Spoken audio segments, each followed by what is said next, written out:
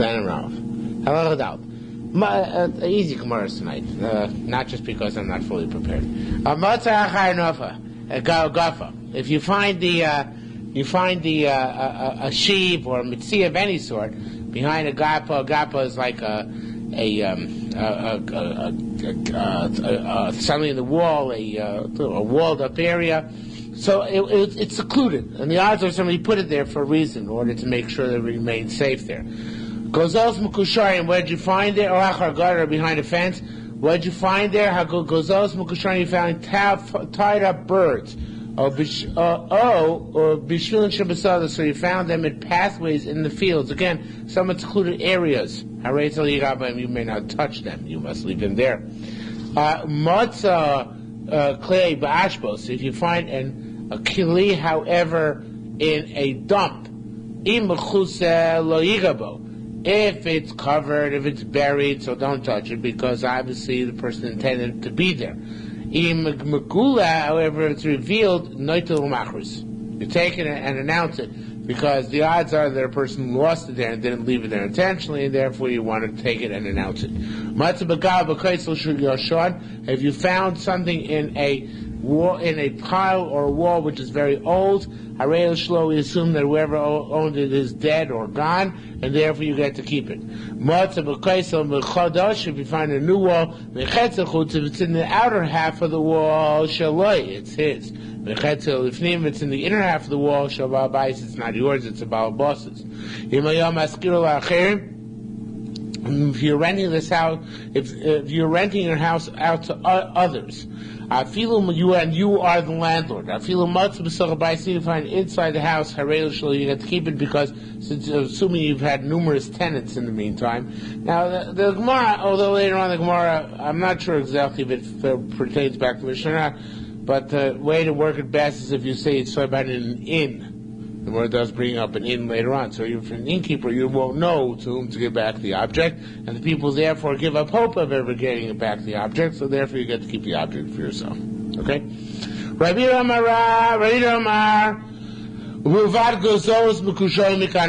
only if they're tied with their wings, because if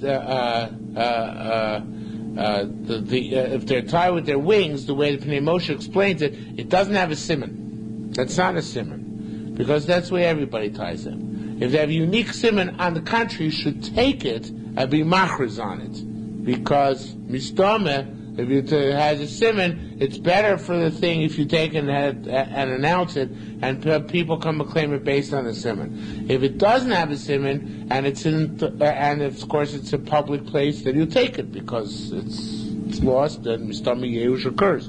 However, if it's a place where it's semi-secluded and has no siman, in that case, you leave it there. You don't take it, because your announcing will not lead to its return. You don't, you don't take it to announce, and you don't take it for yourself, because it may well be that somebody left it there. Okay? That makes sense. Rabbi Bava Zavta found a barrel of wine covered by a chafisa. It's either some sort of leather container or a chaspa, according to the Escorial, which means covered with a potsherd, piece of pottery. So Vinaste, he took it with him. Also Shol Rav, so he came and asked Rav, and there's a gears to Bay Rav, questions whether it was Rav himself or in the base Medish. Armalisa said, Lo Avad Tavus, you didn't do good. Should not have taken it. Now, Lira makes it Simmons here, because Simmons Machlok is Tosis and Rashbo, exactly whether there was a Simon here, wasn't a Simon there, but I just looked at the Tosis, not in the Rashba, and I didn't see what Lieberman saw there. But in any event, it's Pasha says here, in continuation of the mission, we'll talk about a double Shambo Simon. However, it is semi-secreted away. So therefore, you should not take it, because there is no siman. How's it going to return it? At the same time, it wasn't a place which is semi-hidden, so therefore the guy knows to come back and take it. So therefore he told him, you should not have taken it. Patchar is not siman, no. It's too generic.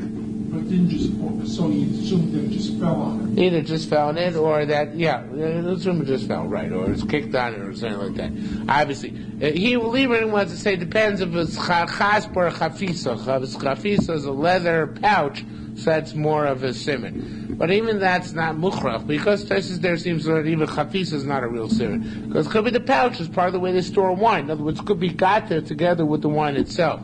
Not that it's something separate storage measure which was taken. So it says, on my way, so he said, Chazle, should I put it back? On my way, lo, he said, no, don't put it back. The name of Asas Mori Boile, for Ashkeche, because we could say that, now the two ways of learning this. The way I would learn it is not like Pnei Moshe learns it. Pnei Moshe learns it because we're afraid that in the meantime, the owner will come back, not find it, and give up hope.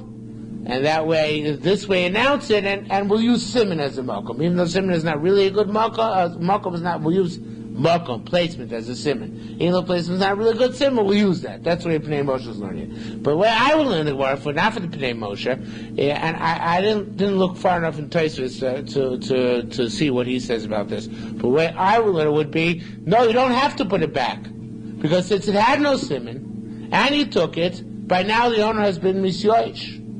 He's given up hope by now, right? Because he's come back, seen it's not there, been misyoish. So at this point, you don't have to put it back. Now, obviously, Yerush before, if you pick up something before Yerush and it's not a true Aveda, that's theft, right?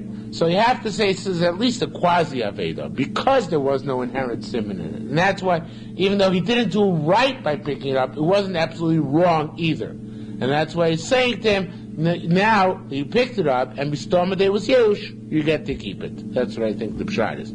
Okay, so he says, again, the name of Ase, lo, the name we say, Asa Mori Boila, master came and wanted, V'lo Ashkeche, and didn't find a Visyoish Mimeno, and he gave up hope from it, and therefore you get to keep it. That's what I would say the pshat is. I don't know why I didn't write this down here. Why don't you just announce it? What? Why don't you just announce it anyway? I mean, even if the Baal did give up, how's the Balaam going to claim it? Because he gave up. No, but how well with how's he going to identify it?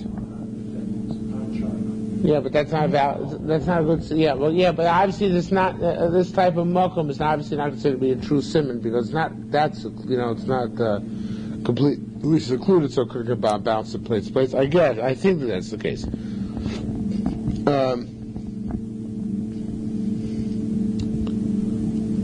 Anyway, I'm wrong. But then in which case you could just use the Pnei Moshe shot, and Pnei Moshe says ain't no he did. He was supposed to announce it.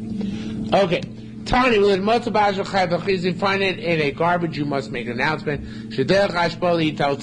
And the reason why this is so is that ashpos get moved. They move dumps, so therefore they move dumps, so therefore this guy's going to lose his thing. So if he buried it there himself, it's not your business, you can leave it there. But if he didn't bury it there himself, so then you should announce it because that's the right thing to do.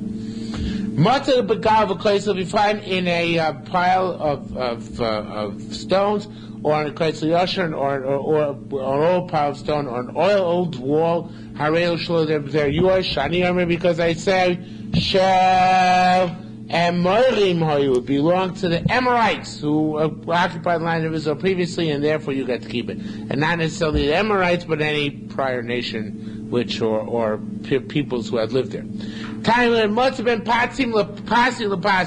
If you find between the pillars, patsim is the way it's written in the Bible. You find between the pillars, if it's from the door jamb, right, where the pillars are, like actually what we would call in Hebrew the mezuzos, right, the doorposts. So you find between the doorposts, if it's from the place where the door hits the doorpost, that's called the agaf, right? If it's from there and inwards, kilifnim, it's as if it was found inside. It's from the doorpost and outwards, kilachutz, as if it's found outside, and of course inside belongs to Ba'abas, outside belongs to whoever finds it. If the hole where you found this thing was even in the outer part of the wall, right, but it was a mefulish lifnim, it was if it penetrated into the house, even if the place in that hole was where you found the object was on the outer half, it becomes that we assume it belongs to Ba'abais because he stuck in his hand from inside the house. Foolish l'chutza and vice versa, if the whole went to the outer part of the house, exclusively, obviously. Even for the inner half of the whole, it belongs to the finder. Why is willing to find her? Because it's finder from outside the house, because that hole is directed outside the house. So if it could be deep inside your house, so that would be the case. Okay?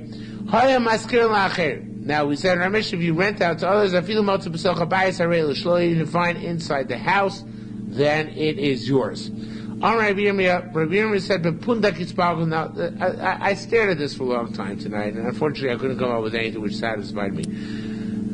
It would be much better if Rabbi Yirmiyah is going in our Mishnah. And Rabbi Yirmiyah says, what I would say if I was interpreting Rabbi Yirmiyah, if I was given free reign, is that Rabbi Yirmiyah is talking about our Mishnah. He's saying, when does the landlord get to keep what he finds in the room? Only in a pundak.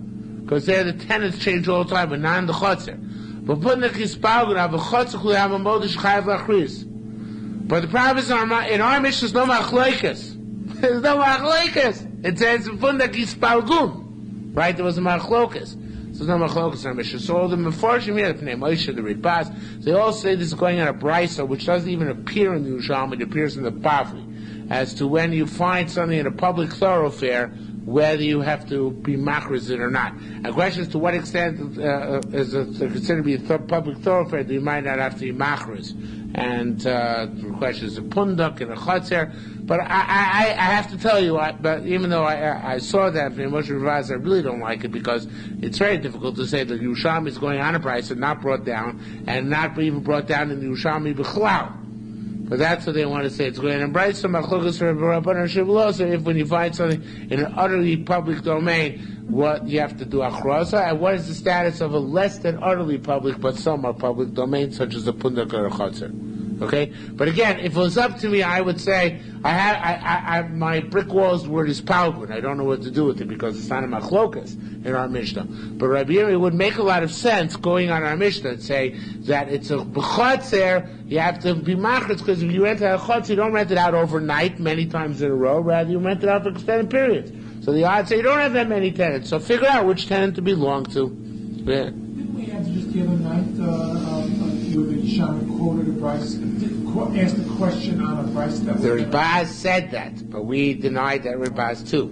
We are consistent, so it's Ritbaz, but we're consistent on different sides of the fence. Amar says that the Yerushalmi quotes the wrong half of the price, so that happens all the time. But Yerushalmi doesn't quote the price at all, so shver zach. It's difficult to say. Says the Marmiyah says that b'chotzer spalgun. He says that the machlokas is by chotzer. By pundak kulam b'muda shumotzo. There we have machlokas, and again, this machlokas is not clear which machlokas is talking about. Again, according to the Ritbaz and Pnei Moshe, so about machlokas about the public places. So b'chotzer spalgun. So the question is whether chotzer is a public place. But a pundak, everybody agrees that it's totally public, and therefore it goes to the finder, not to the person who lost it. Okay, halacha matzah b'chanus. If you find money in a store, right? You go into Kmart and you find money. The money belongs to you because it doesn't belong to the storekeeper, right? Why should it be his any more than anybody else's? It's a store. Many people come in there, right?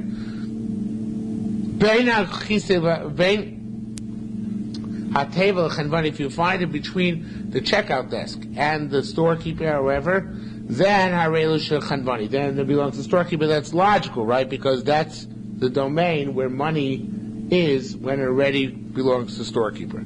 So then we assume it's the storekeeper's money. Is there any concept of dollar closer to the checkout? No, because everybody brushes up against the checkout counter. Wouldn't help. If you find money in front of a money changer, you got to keep it. Because who says money changer is money? If you find it between the chair and the money lender, money changer, we assume it belongs to money changer. Buy fruit for your friend. His friend sends him fruit. You find in the package of fruit money, you get to keep the money. Why? Because your friend either was giving you a gift or was not aware of the presence of the money. In which case, it's not, it's considered to be your lucky break.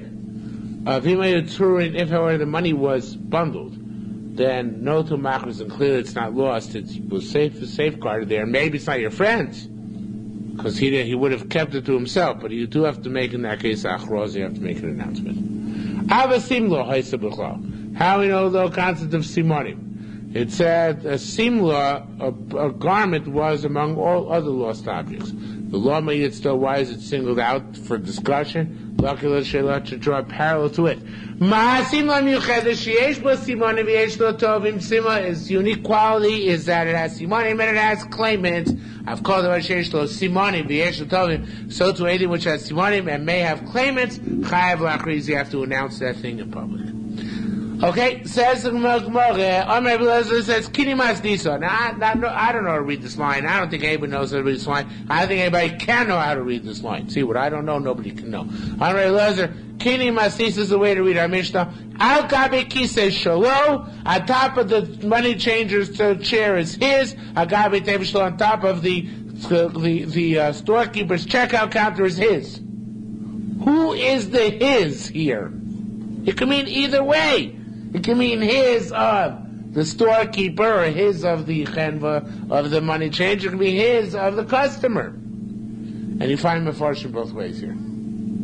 Okay? So my inclination is to say that it's going on, it's his, the storekeeper's. In other words, if you find, or the money changers. If you find between the table and the chair of the money changer, it seems to me certainly on its chair it should be his. Or if you find between the storekeeper and his checkout. But the problem is, if you find, see, it can even be that the shlo is different now. I'm thinking out loud, because it could be that, because it could be by shulchani. Al kisei shlo means it's the shulchani, which makes sense, because between me and my chair is mine, certainly my chair is mine, right? But the exact opposite would be true by Chemi. It says, Al gabi ateva shalo. My checkout counter, on the contrary, it's more mistaken to say whose the money belonged to? Not to the storekeeper, right? Because the storekeeper's domain is between the table counter and his chair. Not on the checkout counter itself. So anyway, basically learn shlo any way you want here, and therefore the Gemara has no resolution, and therefore we go weiter. What just doesn't make sense is that the way it's phrased, you have the kisei and the table having the same rule. Yeah. Divided. Right. Shalom. Right. That itself is a weird way to present it. Why would you have the middle? Why do you have the first? In fact, in this Gorial, it has Rabbi Lezer Markini Masisa Gabi Teva Shalo. It has in the reverse order, which in fact is your Mishnah. Kini Masisa Gabi Teva Shalo. Rabbi Lezer Kini Masisa Gabi Teva Shalo. So now he's divided too, but we mentioned Rabbi Lezer's name twice. I don't know why. Okay, it's even worse. I said no. I didn't mean to. Didn't mean to make things better. Okay. Now we have a couple of famous stories. Actually, some Gadata, Yerushalmi Gadata, one of those rarities. Shimon Shetach. I haven't had some in a long time. Do we have any Gadata Bava Kama whatsoever? Okay. Shimon Shetach have Osi Badakita. Shimon Shetach dealt in the linen trade. Armalei or flax or linen. Armalei Talmidoi. So this Talmid said, Rebbe, Arbi Minoch, stop working so much, right? Join a koil like us, right? And we'll buy you a donkey. You won't have to work so hard. Now, I don't know exactly what the donkey's going to do for him. Maybe he will travel, become a peddler, I don't know. But he said, we'll buy you a donkey, and things will go easier, We'll buy you a nice car. So says the Gemara, they went to buy him a donkey. For a certain bandit or a certain Arab, a different pshatim mirror. Anyway, that's not germane to the story, whether he was a bandit or an Arab. He was a guy. You're not going to like this story. So says the Gemara, there was a precious stone on this donkey. Asun Gabe, so they came back to Shimon Shetach. They said, Mikadon, from this, for sure, he told me you no longer have to work too much anymore. So he said for Lama, why not? Because they said to him, so we bought you a donkey, from one of these Arab merchants, and it had this precious stone upon it. So you're lucky. Armalone, so he said to them, V'yoda b'amara, does the master know that the precious stone was there? The master of the donkey previously. Armalone, so he said, look, he doesn't know. So it should be Amar Lone. He said to them, Eza Chazar, go give it back. So that's the end of the story. Okay? Now then we'll analyze it. It's a similar story in the Bavli, but slightly different variations, but similar story. Baruch location in Shetach, yes. That was, I think, when there was Middle Shemon Esrei, they gave for the first price or something like that. I forget the exact story, but there's also the story of Shimon ben Shetach. So many years later, the Talmidim were asking their Rebbe. They said, Loke, Namar Avuna Bar Bibe Bar what is it like? Guzlon, which I think is an Amira, because there's a Rav, even a Babylonian Amor. So as this question took place, the discussion took place many years after the story itself. So they say, B'Shem Rav, name of Rav, hey, Sivon Kumi Rebbe, they asked in front of Rebbe, Afilu Commander Margizelo Shalaku, or maybe it's relating the story, that Rav related the story that they themselves asked in front of Rebbe. In other words, they asked for a Rebbe. Afilu Commander Margizelo Shalaku, Moser, going to pay which else, and now to steal from a guy, anything he loses, we get to keep. So here he lost the precious stone. It's his problem, right? Matun Savri. So he answered, what do you think? Those of you who live in Chicago, listen to this very carefully. Matun Savri, what do you think? Shimon Chetach barbarian Hava? Well, I would translate that as barbarian. But the Pnei Moshe translates it somebody who pursues wealth. Maybe it's the same thing.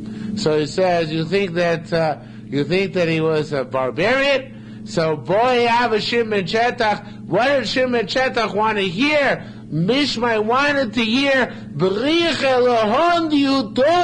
that the Goyim should say, blessed is the God of the Jews. He wanted that more than any reward in this world. So his priorities were straight. So therefore he felt he was willing to lose any wealth. Forget it. Maybe we shouldn't speak of the Yerushalmi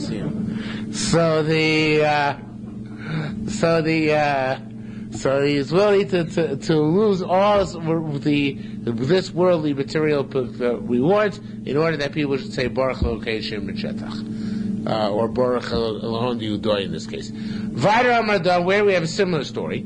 Rabbi Chanina Mishtar Yochina told over a story. Hadein Uvda, the story of Rabban Savai, the elder rabbis. Zanin Chad Kori the Chitin. They bought a certain measure of wheat, Melan Distaratus, from these non-Jewish soldiers. Vashkume, and they found a bundle of dollars. And they gave back to the soldiers. Omer, they say, Baruch Elohon Yudoi, blessed is the God of the Jews. Aboishish Torah, another story. Interesting. That's not the ending of the story of Shimon Shetach. What? Yeah, but it's in the Bavli. I mean, it's not. I don't know if it's not the same story in the Bavli, but that's the Baruch Lokei Shimon Shetach is a well-known phrase from the Bavli, from Brachos. So in any event, Aboisha Ish Turaya. Now there's something missing here. It's in the Kikar Laden on the bottom. You don't have the Kikar Laden over there, but the Pnei Moshe also brings it down. Just he translates as he goes along. So Pnei Moshe is, if you look at the Dibur Maskels in the second column, beginning of the fourth line, you'll see that he brings it down. There's something about it's in the Scoria, of course. Aboisha Ishtura have a Katzar, he was a launderer. Alice Malkusa Maske go Megir the Maya. So the queen came to swim inside, queen or princess, came to swim inside a certain water reservoir. Now,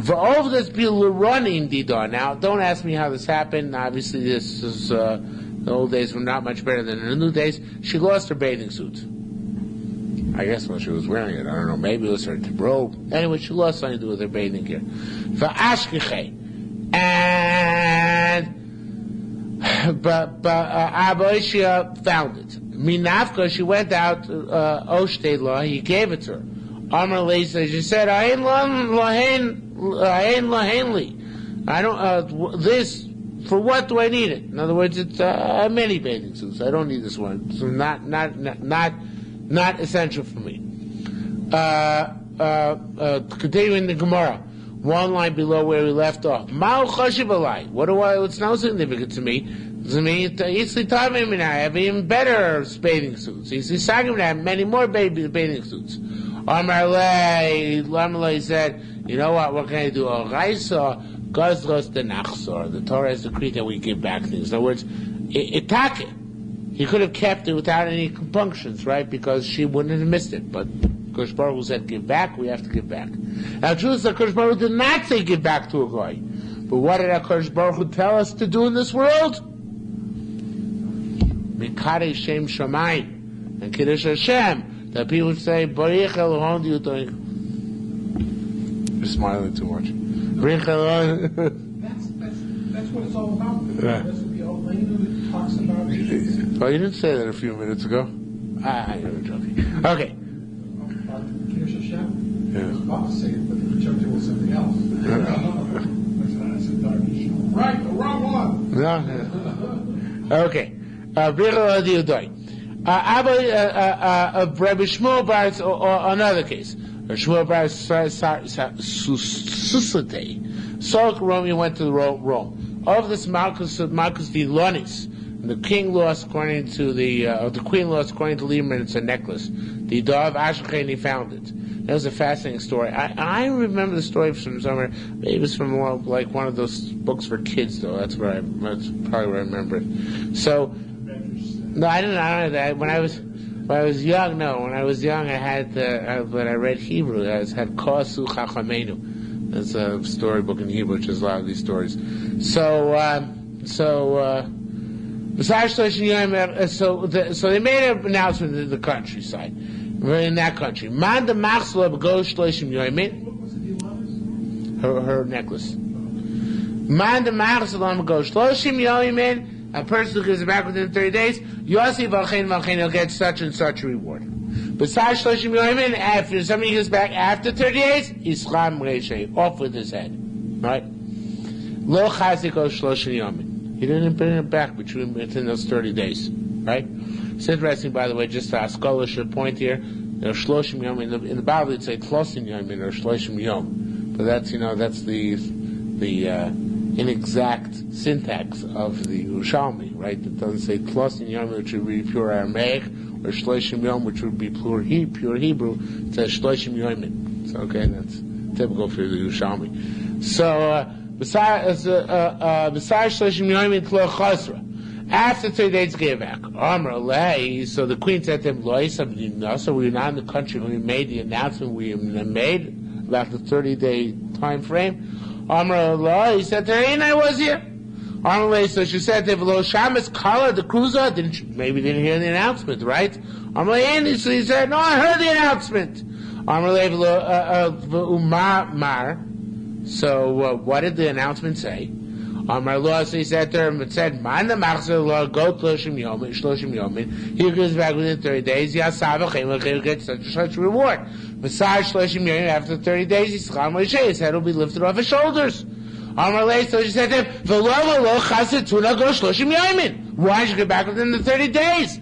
Amar Allah, so he said, the lo taimrun, you shouldn't say, begin dachalticha of this. So I did it for your fear. I will begin dachaltei the Rahmana, but because I fear the Kodesh Baruch Hu. It's an amazing story. Because he can, what?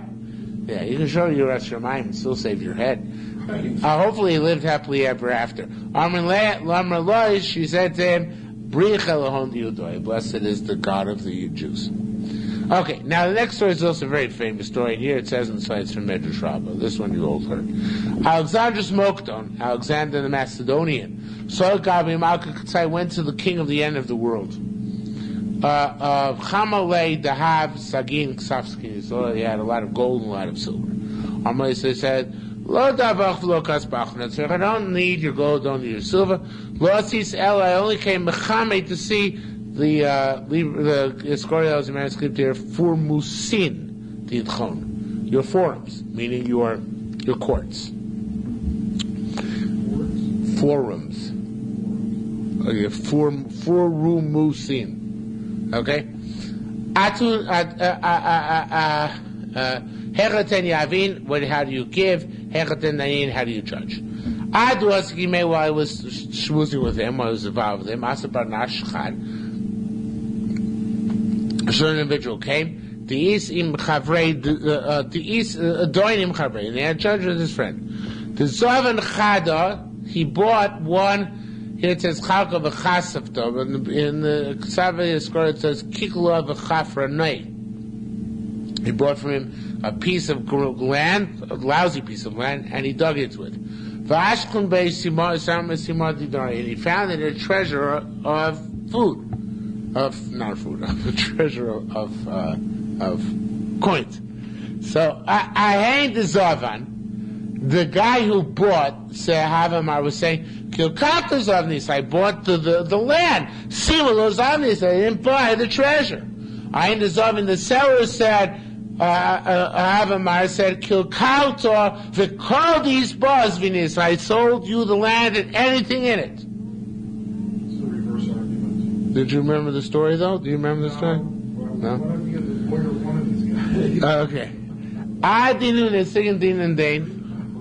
While you sold Alexander, you'll see what happened to him. While they were involved with each other, the king said to one of them, Yislach bar, you got a boy? So he said yes. He said to the other guy, Yislach bras dukvar, do you have a girl? He said yes. So he said, Gevaldik aspa dain l'dain. Marry one to the other, and they'll share the treasure together, right? Money makes the world go around. What does love have to do with it? Everybody will live happily ever after, right? Says the Gemara, Share Gochich. Alexander started laughing. Amar Leisa, he said, Lama Gochich, why are you laughing?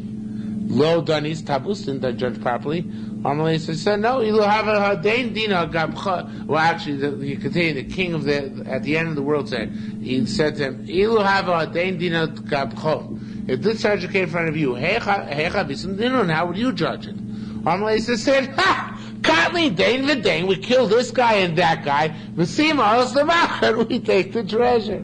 So, Lieberman actually brings down from Greek histories how there was great fear in ancient Greece if you found a treasure that you'd have your head chopped off because all treasures had to go immediately to the king. So Amalei said, "Kol hachi atun rachmin dahav sugei." So much you love gold to such an extent. Amalei Ariston is made for him a suda, a meal. Apikumes they put in front of him. Put the zav, a golden fish. From here you see open a meal with gefilte fish. They're going to have golden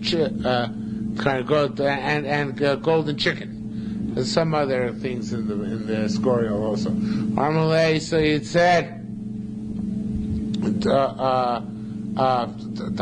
Alexander said, what do you think, I eat gold? Amalei, so he said, so the king said to him, may your spirit explode. You don't eat gold. Why do you love gold so much? You can't eat it, so why do you love it? Amalei said, and he continued to speak to him. He said, "Does the sun shine in your country?" Amalei said, "Yes, the sun shines in our country." Does the rain fall in your country? Amalei, he said, "Yes." Amalei said, maybe you have sheep in your country, you literally behemoth daka. So Alexander said, yes, we do. So he said back to him, may your spirit explode. There's no life in your country except for the bezchus of the animals. Beer the kik of the sheep, the sheep are the behemoth Hashem. Man and animal will be saved by God. So he said, basically, you guys have no schus hakiyum because you're rotten stinkers, lowlifes, misers, money hungry. But the animals, they have a schus hakiyum. Well, good that symbolically, of course, that the lamb refers to Am Yisrael, right? I don't think that's the pshat. But in any event, so you never heard this story before? Never heard this story before? I'll say everybody knows the story. Okay, halachava. In the little Medrash says. It probably is. I'm sure it is. I always thought Alexander the Great was rather merciful. Here he seems like a barbarian. He wasn't merciful. He was cultured. He was civilized. He wasn't merciful. It's a difference. Halacha. To when do you have to announce? How long is announcement? Until the neighbors know. Going for 3 Yom Tovim every Yom Tov you have to make an announcement. After the last Yom Tov, 7 additional days. So the guy you can go home after Yom Tov, check if it was his object. The Yachzor of Shlosha and come back 3 days. The Yachzor and one day announce that it was his lost object, which was found, so that the guy who took it will not acquire it. Says the Gemara, Tani learned by Shani Machris and Shlosha Goyim. This is announced for 3 Yom Tov in a row. And after the last Yom Tov, Shiv Yom additional 7 days. So the guy can go home for 3 days and check. For Yachzor and come back Shlosha 3 days. For Yachzor and one day should announce it's mine. Yom Echad. B'shchar Beis Hamikdash, once the Beis Hamikdash is destroyed, his kino they made takana shiur machrizim Shlosha Yomim. 3 days and that's all. Okay. Says the Gemara, Mina Sakona Ve'elach. And the time of danger, whenever they announced that they had found something, the king would come and kill them. His kinu shuva she'em modil l'koyv v'shchenav died. They made a takana. They should only tell his relatives and his neighbors, and that suffices. That's what we consider to be midoraisa, a sufficient shiur of hakros announcing the last object. Yes, it kind of applies in ways because there's like a certain period of time. Yeah, the Lieberman says during the pogroms of Hadrian, and he has some proofs or some sort over there.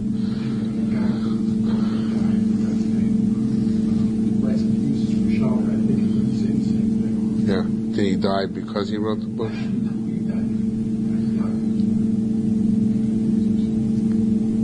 What guy? From? Okay. I love this big article today in the big Kiddush Hashem today in the New York Times. The head of the Reform Seminary in Clue, Cincinnati, was fired because of sexual misconduct. What? I understand it's not Kiddush Hashem. I understand it's not Kiddush Hashem. Because what they do, and then people read it, and they don't know Orthodox concern. Ain't no rabbi. Well, they know rabbi. They lump everybody together. Yeah. Sheldon Zimmerman. Okay. It didn't say. This is Mishkazok. But he is married with kids, so maybe someone was a few. Okay, they covered it up. Says more further. Allah Zayn. I mean, didn't cover it up there, didn't divulge. Amr Saveda. It doesn't say. Yeah, it doesn't say. Amr Saveda. He said what the guy came and said. I lost the object. The law Mar Simonel, but he didn't give any simonim. I raised the he can't give it to him. Haramoi, a cheater or a con man. Even though he gave simonim, I raised the you're not allowed to give it to him. Shem says that until your brother demands it, but we darshan this until you darshan your brother. Until you quest after your brother if he's a cheater, or he's not a cheater. What's a Ramai? Now the Bavli Taka says need Eidos. Need Eidim to come and say this guy's. I don't know how the Eidim know, but I guess they know that he once had an object of this sort. So therefore, it could be he's a cheater, but now he's not cheating because he once had an object like this. So that's how the Bavli says. So Lieberman wants to make it a machlekes Bavli Yerushalmi. I don't know if he's right or wrong, but the Yerushalmi does not mention Eidim. Yerushalmi doesn't mention Eidim. Yerushalmi gives 2 ways to have how you become a Ramai.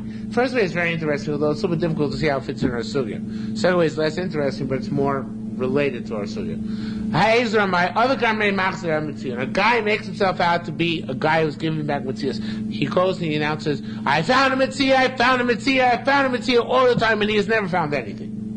he's a liar. He never found anything. In the meantime, he makes a big and good one.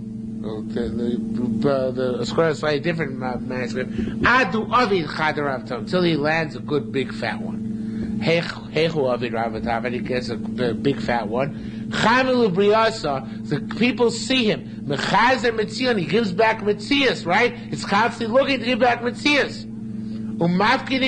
So they figure, oh, such a big tzaddik. They start giving objects of safekeeping. If he always gives back a Metzias, Mishtam is a very honest person. So people start giving him things to watch. He's going to take them all. I guess the best ones, but he's going to take them all and he's going to fly the coop. So that's a Ramai.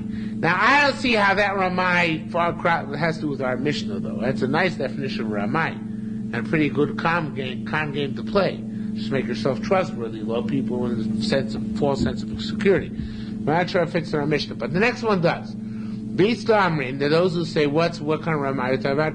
Azal Knishta, a guy goes to shul. Now, Knishta is really, we had this earlier in Yerushalmi, I forget where Knishta is, it's also basic classes, but it's a place where people used to gather in the community. But Shavah Simanim, he heard the host of Simanim, here's Simanim being proposed there. In other words, this is a place where, a Knishta is a place where they announce Metzias. So he goes and stands online, listens to other people giving Simanim of the objects they lost.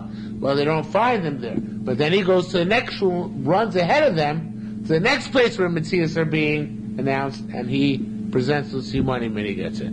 That's a true Ramai. So that's a person who you don't give it to, even though he says Simanim, because you don't know where he got the Simanim. Or in the first case, you're afraid that that he's just trying to build up people's trust in him in order they should give him objects for safekeeping, which he can then embezzle. What? Pyramid scam? What's that? Because in the beginning it works. People will get along. Yeah, but I don't know if anybody. But here he doesn't actually give anybody them. I mean, he has no Metzias to give. So it's not a pure pyramid scheme. Yeah. It's a similar idea, though. Yeah. KGB went. Anytime two people were talking, KGB would go over and listen to what the person was saying. Two people were saying, and then report somehow. So you're talking about somebody listening to shul, but that's just that'd be the KGB. People in shul listen all the time to other people's conversations, right? Even if they don't want to hear it, they You don't want to hear it. Koshkein is who wants. And in other words, you find an animal, let's say an ox, right? So it produces, even though it eats a lot, but it produces because you use it to plow. So, and that's legitimate usage. So, Yaseh produces it, Yochel let it eat. From the financial benefit you get from its work. The which cannot produce to cover its food, Yimkor, sell it. It says, Vashivoso lo. Give it back to him. See how you can make sure to give it back. And if it's eating more than it's producing, then eventually the losses are going to be so great that the person who lost the object is going to be paying you for the object. Right? It's going to have to reimburse you. So in that case, just sell it and keep the money. Okay? What about the money themselves? Right? You can use the funds you realize by selling lost objects. Since you can use them, it's like a loan. So if they get lost, you have to replace them. So any loan, if it gets lost at the bottom of the sea, you have to replace it from your other resources. So too, the same thing. Rabbi Akiva, no, you may not use the money that you raised from the sale. Therefore, if it gets lost, you have to pay back because you're not actually liable in that case for Gneva Vaveda, because if you can use them, you become like a Shomer Sachar. Shomer Sachar, it's got to pay on theft and loss. But you don't use it, now Shomer Sachar, you don't have to pay on theft and loss. Tani, we learned. What does it mean? Our Mishnah. It means Shelo Yachil Egel Lagulim. You shouldn't feed one of the calves to the other calves. And if you have 5 calves, and they eat more than each calf can produce, right? So you're feeding the other calves to the one calf, figuratively speaking. It means you're going to have to sell off the other calves in order to provide the food for that calf. You don't have to do that. You shouldn't do it. V'sayach, it's a young donkey, I think, l'sayachim to other donkeys. V'tanigo, and a rooster, tanigim to other roosters. Uvdava b'chad banash, the taka was such a maisa, a certain individual. V'ashna chamisha agol, he found 5 calves, v'avamazbin umuchlu, and he had to keep on selling them in order to provide food for the remaining ones. Had to come in achad until we only had 1 left. So we don't want that to repeat, so just say, sell all 5 and keep the money for it. Rabbi Yerushalmi Bava Metzia, look, Rabbi Tarfon, you sell them and keep the money, and then you can use the money like Rabbi Tarfon said. But where the original Aveda had a simon. Why is that? Because then the guy's going to come looking for it. So the money is not just going to go into your regular investment fund, but then relatively soon it's going to have to be given back, and therefore you can use it to invest in the short-term interim. However, if it's something which has no simon, and you sold it, right? Let's say the donkey had no simon somehow, and you sold it, so the guy will never know to come. He might not come for a long, long time, and therefore, in that case, if you sell the, if you use the money, so then we're afraid that the money is going to disappear, and that you're never going to reimburse the guy whose donkey you sold because you're losing money on it. Okay. So that's where it says, Rabbi Yerushalmi Bava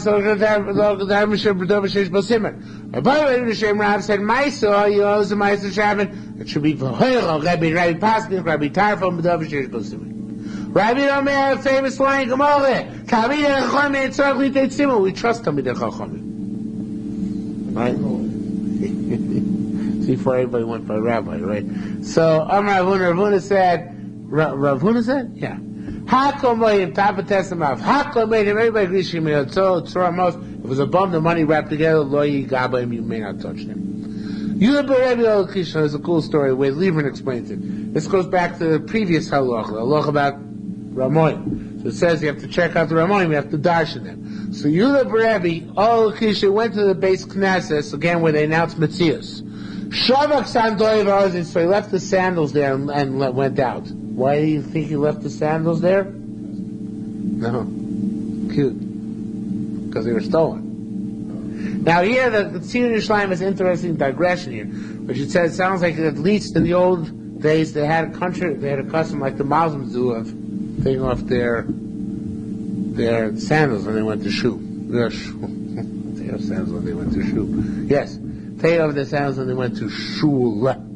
Okay? So it's an interesting concept that we had such a thing back then. Anyway, so Amarle said, is the Knishta. Had I not gone to the base Knesset, I would have lost my sandals. And Lieberman tells the interpreter, said, I had not gone to the base Knesset, but rather to where? Base Medrash. Right. Because a person who can learn Torah should not waste his time trying to find out who the con men of the world are. Interesting perspective. He says, you could, but it's still better to learn Torah. Vis-a-vis learning Torah, that's bittul Torah. So it's not worth going and pursuing the con men. So I'm not sure where we draw the line, but that's what he wants to say. Says Rabbi Yossi. But Yossi missed there. Yossi was sitting learning. Now this really doesn't belong here. It really belongs to Lieberman later on. We're talking about Kohanim going into Beis HaKforos for a Shabbos Aveda. So Rabbi Yossi Kohen, Rabbi Yossi Misnei. No, he wasn't a Kohen necessarily. He was the Rebbe. He was sitting and teaching Torah in Beis Medrash. Aval Misa, and a dead body came in somehow to the Beis Medrash. Maybe somebody dropped dead in the middle of the shiur. The command the Kamlomer Le Klum, those who rose and got up, he didn't say anything. Man Yosef Le, those who remained sitting Lomer Klum and didn't say anything, because the Bit Torah just continued teaching this year. Okay? So therefore it's not going to interrupt and teach him this halacha if it's going to disrupt the ebb and flow of the shiur. That's the same concept. Okay, look at this. Motzes Friday we found books. Read them once every 30 days. You don't have to physically read them. Yeah. Or any other sefer. I mean, all Sfarim were made with Glila, right? All Sfarim were made of scrolls. So it doesn't matter if it's or not. No. If you don't know how to read, at least you wind them. We can't learn the first time around out of them. Why? Because it ruins the scroll. Because you start going to finger to the scroll, and next thing you know, there ain't no scroll left. So you can't learn the first time around when you're aggravating yourself, figuring out a still you can't learn that out of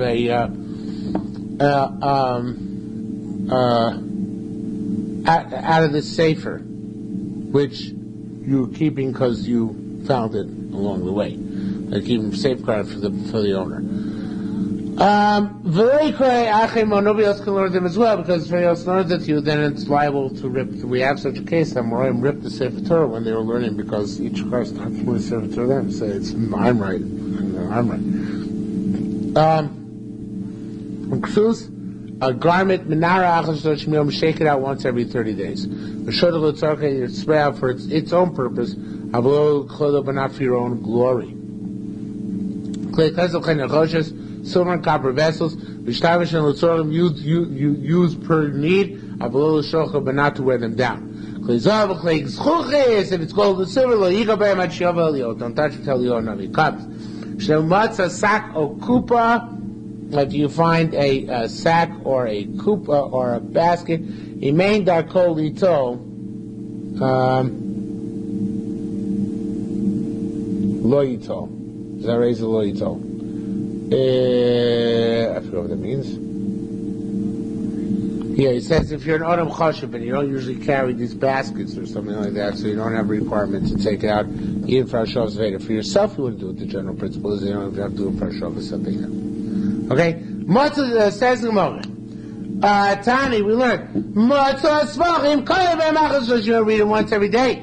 Because we don't know how to read, you roll them below. You shouldn't read a parsha. The second time. Because the second time you might do more damage unnecessarily. Ella, rather. I'm sorry, parsha every time, you shouldn't read the parsha because it's exposed to the air more, might be more brushing against, wear and tear. You never crack in more than 3 columns of writing at a time.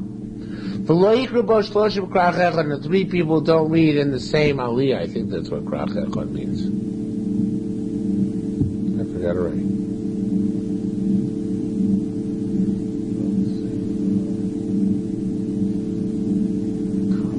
What?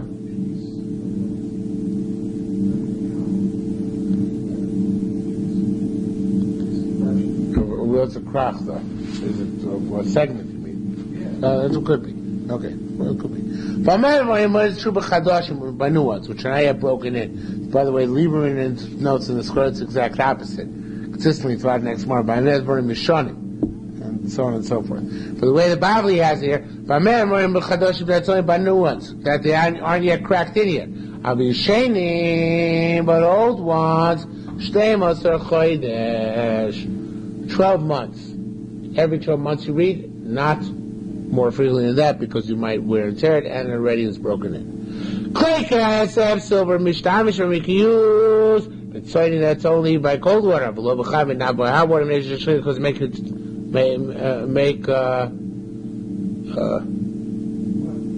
makes it black, right? If you boil water in it. Clean the choshes if you have bars of bronze, I think the choshes is bronze, the choshes are copper. Is the choshes bronze or copper? I don't know the difference either. No, I don't know the difference, but I know 2 different metals. Copper? Okay. The choshes, which here is,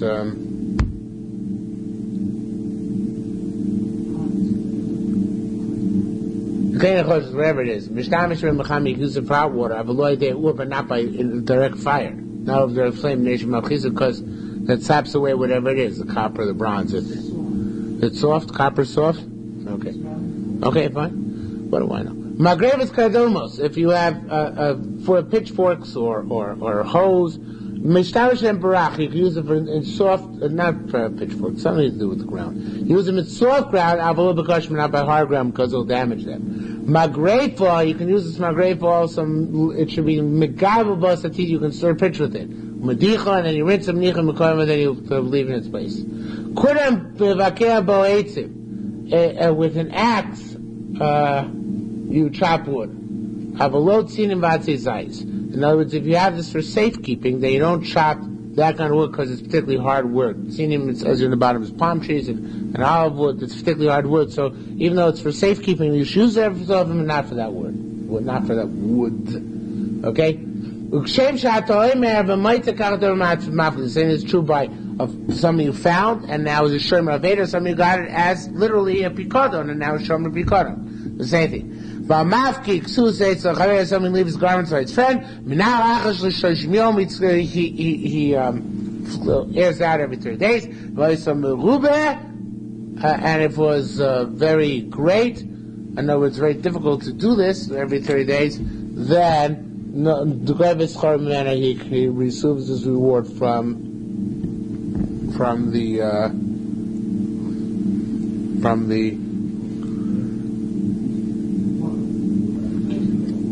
what?